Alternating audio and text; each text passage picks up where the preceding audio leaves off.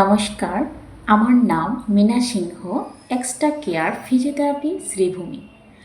আজ আমি বলবো কি করে আমরা ঘরে বসে ফিট এবং সুন্দর সুস্থ জীবনযাপন করতে সক্ষম হব।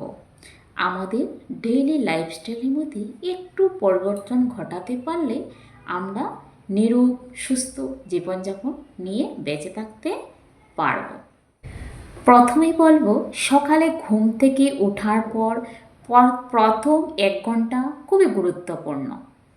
আজকের এই ভিডিওতে আমি কয়েকটি খুব গুরুত্বপূর্ণ কথা বলবো।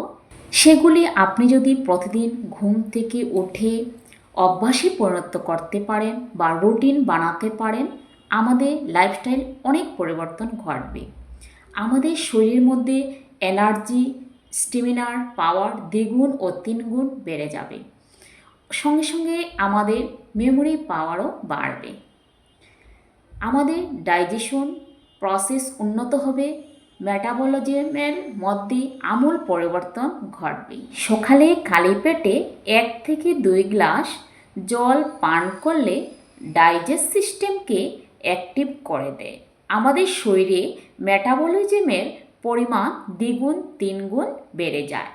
কনস্টিপেশন, বিশেষ করে যাদের কোষ্ঠকাঠিন্যের সমস্যা, তাদের জন্য কুসুম গরম জল পান করা অত্যন্ত জরুরি।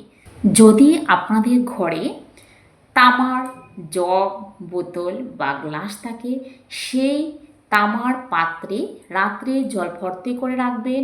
সকালে উঠে হালকা গরম জল করে সেই জলটা সেই জলটা পান করুন। দেখবেন শরীরের অনেক পরিবর্তন ঘটবে। আরেকটা হলো, আমরা যখন সারা রাত ঘুমিয়ে পড়ি, তখন আমাদের শরীরের মধ্যে বিভিন্ন প্রকার মেটাবলিসিস প্রসেস চলে, অর্থাৎ ভিত্তির প্রক্রিয়া চলে। আমাদের শরীরের মধ্যে যে রোগভোগ আছে, টক্সিনগুলি আছে, বা কিডনির যে ফাংশন চলে, কিডনি থেকে নানা রকম টক্সিন আছে, সেগুলি বেরোনোর জন্য জলের প্রয়োজন হয়। আর আমাদের শরীরে টক্সিনগুলি রিমুভ করার ক্ষেত্রে জলের গুরুত্ব অপরিসীম। তাই সকালে জল খাওয়া খুবই গুরুত্বপূর্ণ। জলের মাধ্যমে টক্সিনগুলি রিমুভ করে, আমাদের শরীরের খারাপ টক্সিনগুলিকে বাইরে বের করে দেয় প্রস্রাবের মাধ্যমে, মলের মাধ্যমে।